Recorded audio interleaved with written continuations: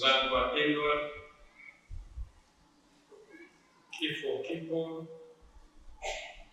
na hakuna anayeweza kukwepa kifo. Watoto hufa, vijana hufa, na hata watu wazima hufa. Lakini pia kifo huwa kinatisha na ni fumbo kwa kweli. Kifo ni fumbo,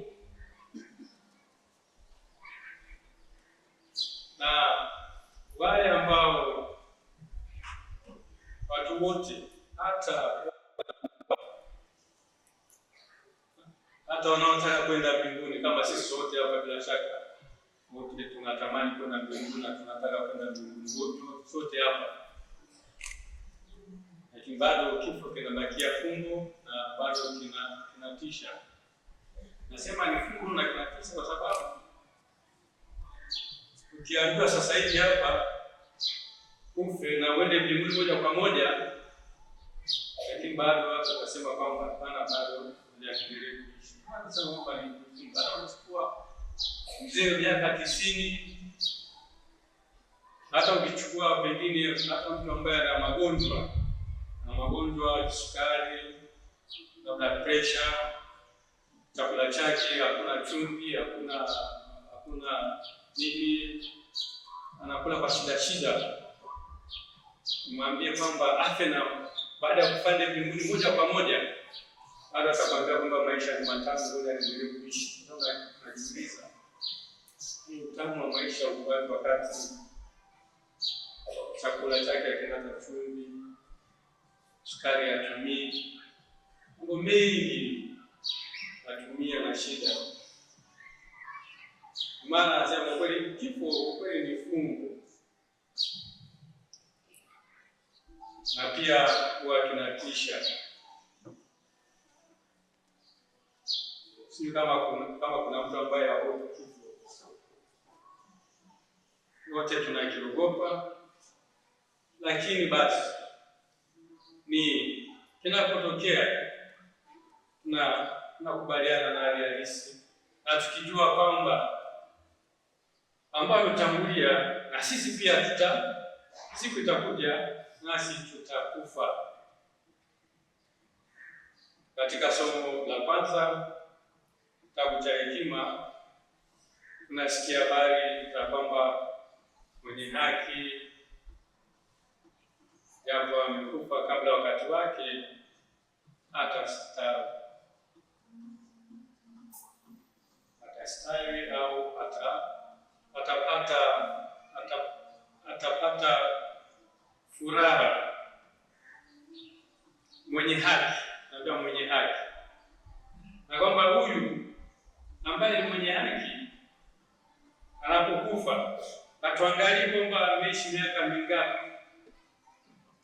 kwa sababu uzee uliokamilika, nasema uzee uliokamilika ni si wingi wa maisha wa miaka, sio wingi wa miaka, ila maisha safi. Maisha safi ndio tunasema kwamba ndio huyu mtu amekamilika katika nini? Katika uzee, maisha safi. Kwa hiyo haipo katika idadi ya miaka. Uzee ambao uliokamilika ni maisha safi. Kwa hiyo tujitahidi kuishi maisha safi, na hapo tutakuwa tumefikia wapi? Tumefikia katika ule uzee ambao uliotimilika. Kwa nini wengine wanakufa bado wakati ambapo tunahitaji? Mfano kama fatiri wa kwetu hapo ameondoka, na tuliamini kwamba huyu angekuja kulisaidia kanisa kama padri, lakini anaondoka. Hekima ya Mungu ndio inayofanya haya yote, na wala hatuwezi tukaelewa kwa undani hii hekima ya Mungu, wala Mungu hatuwezi kumuelewa kwa undani. Tunabaki tukijiuliza, kwa nini iwe hivyo sasa? Kwa nini iwe hivyo? yule ambaye tunamhitaji, yule ambaye tunajua kwamba angelisaidia kanisa huko baadaye, lakini Mwenyezi Mungu anamchukua. Ni kama vile inavyokuwa katika familia nyingine, baba au mama ambaye anategemewa na watoto, na hasa kwa ile familia ambapo labda bado kuna watoto wachanga ambao bado wanakuwa, alafu mzazi ambaye aliyekuwa anategemewa anaondoka na watoto wanaanza kuwa na mahangaiko. Kwa nini iwe hivyo? Yaani Mwenyezi Mungu haoni mateso ambayo hao watoto watakaopata anapochukua huyu ambaye ni tegemeo. Bado tuko ni mfungo, na pia hekima ya Mungu. Mungu anatenda anavyotaka, sio kama sisi tunavyotaka. Somo la pili tumesikia Paulo anapoandikia Korinto, anaongelea kuhusu kubadilika msingi, ambapo kwamba kuna kubadilika, yaani kuna wale ambao walisha kufa na sisi ambao bado tunaishi. Sasa ile siku ya parapanda, siku ambapo sasa ya Kristo atakaporudi, parapanda itakapolia, tunajua kwamba kuna kubadilika. Kwanza wale ambao waliokwisha kulala watafanya nini? Watafufuliwa. Na wale ambao bado wanaishi, basi hapo mwili yao inabadilika, inabadilika kwa ghafla, na ghafla tu, ili miili ambayo iliyovaa kutokufa isife, na iliyovaa kuharibika isiharibike tena. Kwa hiyo kuna badiliko la ghafla, wanafufuliwa wafu kwanza, na sisi ambao watakuwa hai wakati huo, watu watabadilika na mlaki Bwana huko angani. Kwa hiyo ndugu zangu, Paulo anajaribu kuonyesha kwamba kuna maisha ya ufufuo, na siku itakuja wale waliofariki watafufuliwa.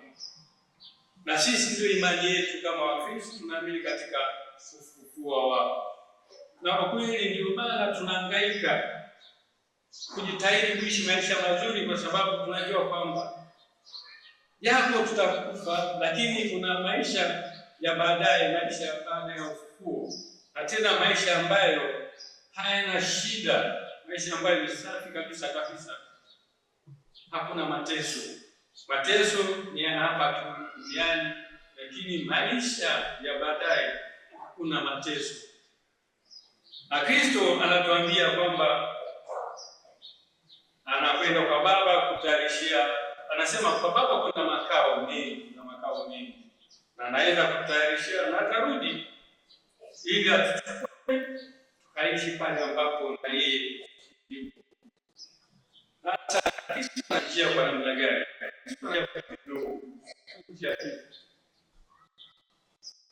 Hatuwezi kwenda mbinguni kwa miili hii. Lazima tupitie kwanza kifo.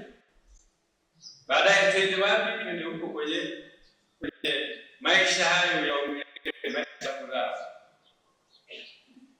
Na watu gani ambao watafika kwenye maisha haya ambapo Kristo alitayarishia, haya makao Kristo aliyotayarishia? Ni wale ambao walijitahidi kwa kweli kuishi maisha ambayo yanampendeza Mungu, walioishi kuendana na mafundisho ya Kristo, ndio ambao wataonja hayo makao. Kwa hiyo tujitahidi, na Kristo mwenyewe ameshatuahidia kwamba wote ambao wanakuja kwake, wote ambao Baba amewapa, wote ambao wanaomwamini, hata wakifa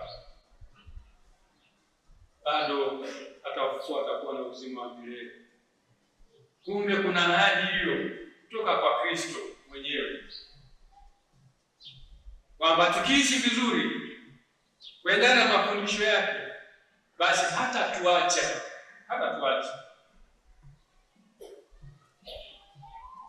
Ndugu zangu wapendwa, Frater Nerius alibatizwa alipokuwa, bila shaka alipokuwa mchanga, alibatizwa akaishi kama Mkristo.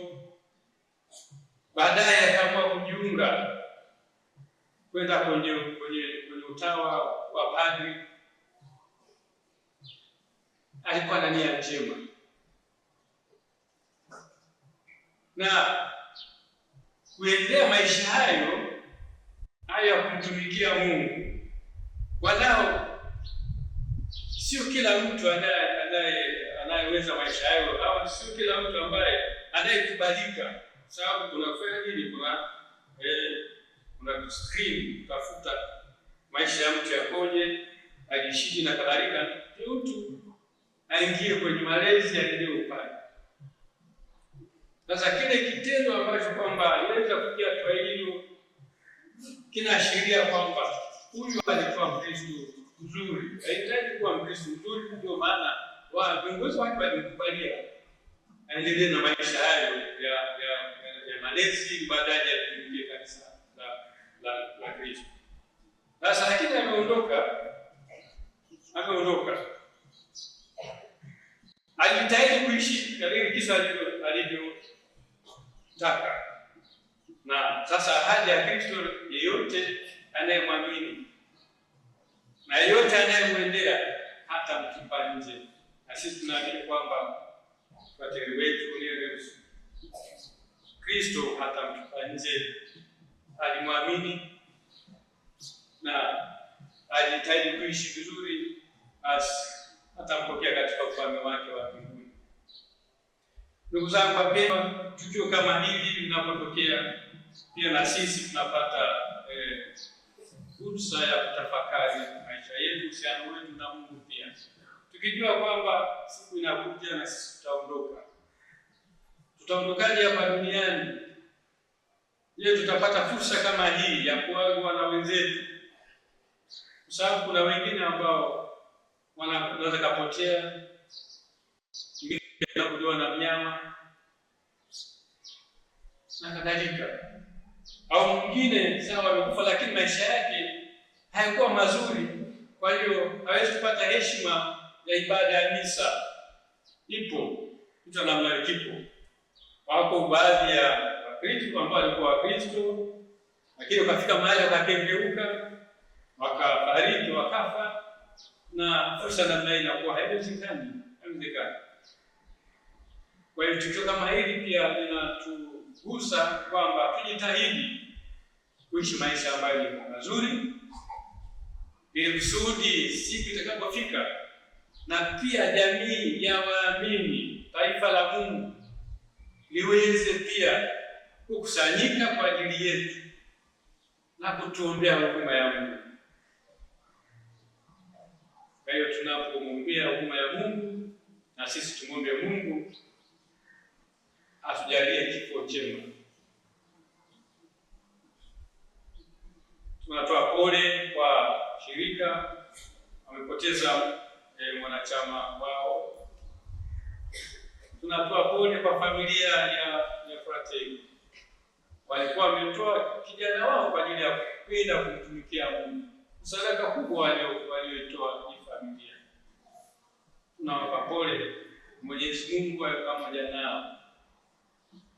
Na pia kwa shirika zima na waamini wote ambao walikuwa karibu na Frater. Tupeni moyo, tunaamini kwamba siku moja tutakutana naye huko mbinguni. Tumsifu Yesu Kristo.